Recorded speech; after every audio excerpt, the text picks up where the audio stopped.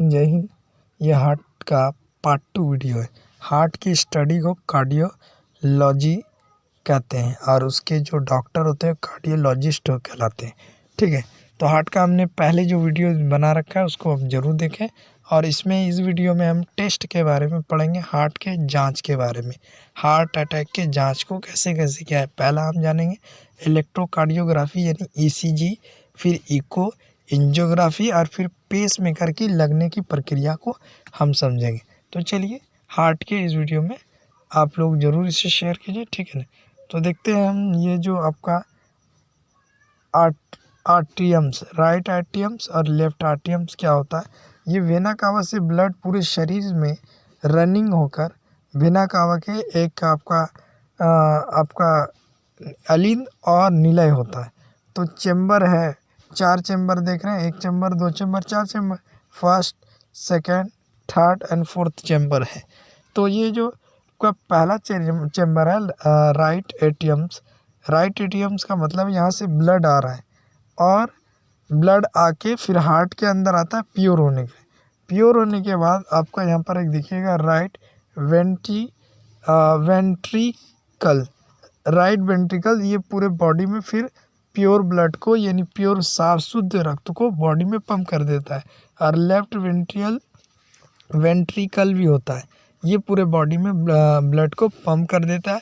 ये यहाँ से इन करता है, यहाँ से आउट हो जाता है। ठीक है, ये पंप से सिस्टोलिक डायस्टोलिक के द्वारा होता है। ठीक है, हार्ट का अगर मेनली हम 4 वर्क देखें या फंक्शन काम देखें तो पूरा ब्लड को थ्रू बॉडी में सप्लाई करता है, ब्लड को मेंटेन ब्लड प्रेशर रखता है और आपको सप्लाई क्या करता है, पूरे बॉडी में ब्लड दौड़ता है और उसके बाद आपको ऑक्सीजन के साथ साथ न्यूट्रिशन को सप्लाई करता है। रिमूव क्या करता है, बाहर क्या निकालता है, तो आपका जो कचरा है, वेस्ट है, कार्बन डाइऑक्साइड या वेस्टेज है, उसको बाहर कर देता है। ठीक है, बाहर कर देता है। उसके बाद देखेंगे ईसीजी। ईसीजी में ये देखिए प्लग लगा हुआ है, इसको ईसीजी का फुल फॉर्म होता है ईसीजी। ईसीजी है और उसके साथ साथ अभी हम एंजियोग्राफी पढ़ेंगे। पहले टेस्ट को हम लिख लेते हैं, टेस्ट क्या क्या पढ़ना है अभी और इसके क्या काम है, इससे क्या पता चलता है। तो पहला टेस्ट आता है ईसीजी, फिर हमको पढ़ना है एंजियोग्राफी, एंजियोग्राफी, फिर पढ़ना है इको के बाद एक आता है चेस्ट टेस्ट। तो चेस्ट टेस्ट का ज़रूरत नहीं पड़ता मगर तब भी हम पढ़ेंगे। तो ये जो टेस्ट देख रहे हैं इसको ईसीजी बोलते हैं, ईसीजी यानी इलेक्ट्रोकार्डियोग्राफी। ये विद्युत माध्यम, ये चेक हार्ट बीट को करता है। ये क्या काम करता है, तो चेक हार्ट बीट को करता है, हार्ट बीट आपका कैसा है। और इसमें ये 12 प्लग लगे होते हैं और ये ईसीजी रिपोर्ट में क्या देखते हैं। तो चलिए, ईसीजी रिपोर्ट में जो PQR ग्राफ है वो क्या बताता है, यहाँ नॉर्मल हार्ट बीट है, फास्ट हार्ट बीट है, स्लो हार्ट बीट है और यहाँ पर इरेगुलर हार्ट बीट है।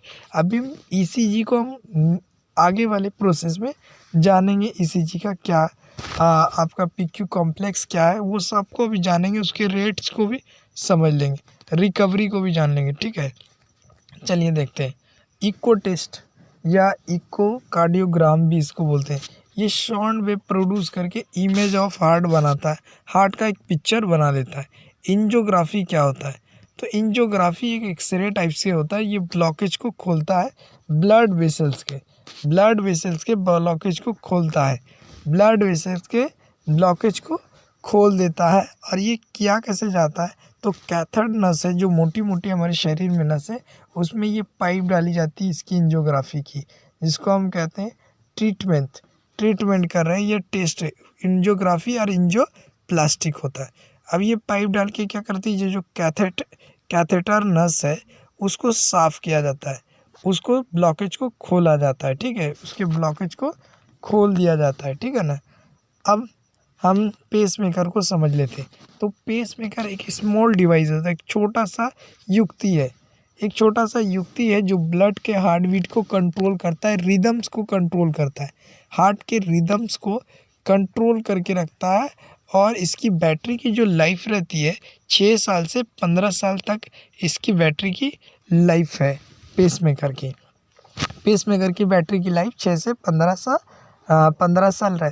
पेसमेकर नॉर्मली जो इसका प्राइस देखेंगे, सस्ता पेसमेकर 45,000 का है और उससे ज़्यादा से ज़्यादा पेसमेकर आपका 3 लाख का है, 3 लाख से भी ज़्यादा है। अगर इसका सर्जिकल कॉस्ट भी जोड़ दिया जाए, ऑपरेशन का चार्ज भी जोड़ दिया जाए, तो इसको लगाने में 2,75,000 से 4.5 लाख रुपये कीमत पड़ जाता है, यानी लगभग 5 लाख रुपये कीमत पड़ जाता है पेसमेकर को लगाने में। ये एक छोटा सा डिवाइस होता है पेसमेकर, जो हार्ट को कंट्रोल करके रखता है, हार्ट के रिदम को, हार्ट बीट्स को। ठीक है, ये पेसमेकर का काम है। ये पेसमेकर लगने के बाद आदमी के बॉडी में इस तरह से उभार आ जाती है, इस तरह से उभार आ जाती है। ये पेसमेकर का पिक्चर है। ठीक है, बढ़िया पिक्चर। और ये पेसमेकर को लगाने का सर्जरी इस टाइप से होता है, पेसमेकर को लगा दिया जाता है। अब देखिए PQ ग्राफ क्या है और इसमें जो ये जो स्क्वायर है छोटे छोटे, उसका क्या मीनिंग्स होता है। अब देखिए P का मतलब तो हमने बता दिया। P का मतलब था कि जो right atriums and left atriums में जो ब्लड आ रहा है उसका साइज बड़ा या छोटा होना, ये P पे डिपेंड करता है। यानी आपका डीपोलराइजेशन, यानी कि सिकुड़न और फैलन को ये देखता है। अपर एट्रियम्स, ऊपर वाले जो चैम्बर्स, अपर चैम्बर्स को बोलते हैं एट्रियम्स, और नीचे वाले को कहते हैं वेंट्रिकल्स, है ना, निलय और अलिंधन है अपर चैम्बर। ठीक है, तो देखिए ये काम P का क्या ग्राफ का मतलब होता है। यहाँ पर ये नॉर्मली जो P का बॉक्सेस रहता वो 2.5 यानी 2.5 बॉक्स से 3 बॉक्स जो है P के अंदर आता है। अगर इससे ये बढ़ रहा है, अगर ये चौड़ा हो रहा है, तो आपका राइट एट्रियम्स बढ़ रहा है, यानी कि राइट एट्रियम्स बढ़ रहा है।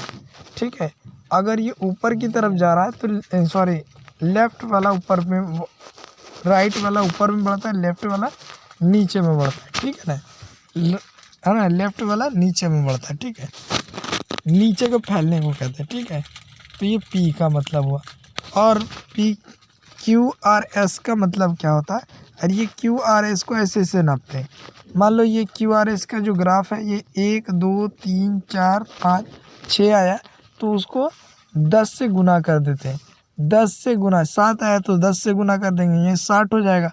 तो इसके 60 पर मिनट में जोड़ते हैं इसके डिस्टेंस को, या तो आप इसके स्क्वायर से भी गिन सकते हैं और इसे डिवाइड दे देते हैं 300 में से जितना आपका स्क्वायर जो बॉक्स आ रहा, जैसे यहाँ पर 4 आया तो 4 बॉक्स से डिवाइड दे देंगे, तो ये 75 के आसपास आ जाएगा। तो ये नॉर्मल होता है, ये आपका नॉर्मल। PQ को कॉम्प्लेक्स कहते हैं। T का मतलब होता है ये रिकवरी मोड में आ जाता है, ये जैसे था वैसे आता है। PQ भी आपका आपका QRS भी, QRS कॉम्प्लेक्स जो डीपोलराइजेशंस को दिखाता है, यानी कि मतलब क्या हुआ, मतलब ये हुआ कि डीपोलराइजेशंस का मतलब कि यहाँ पर ये देखिए, डीपोलराइजेशंस का मतलब हुआ कि नीचे वाला जो आपका वेंट्रिकुलर्स में जो ब्लड जो सप्लाई होगा, जो यहाँ से आया P से आता है और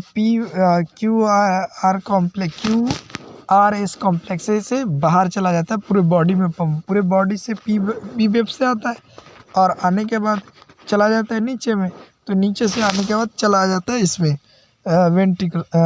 वेंट्रिकुलर से पूरे बॉडी में चला जाता है। अगर इसका साइज लार्ज हुआ, यानी राइट का साइज बढ़ा तो इसमें दिक्कत है। अगर लेफ़्ट का बढ़ा, यानी लार्ज एंड स्मॉल के होने से इसमें दिक्कत आती है, छोटा या बड़ा होने से। ये मतलब होता है इसके ग्राफ का। आई होप आपको वीडियो समझ में आया हो, ECG समझ में आया, उसकी पूरी प्रक्रिया समझ में आई हो, ECG का ग्राफ समझ में आया है ना। और पिछली वाली वीडियो आप ज़रूर देखें। मिलेंगे नेक्स्ट वीडियो में, तब तक के लिए जय हिंद।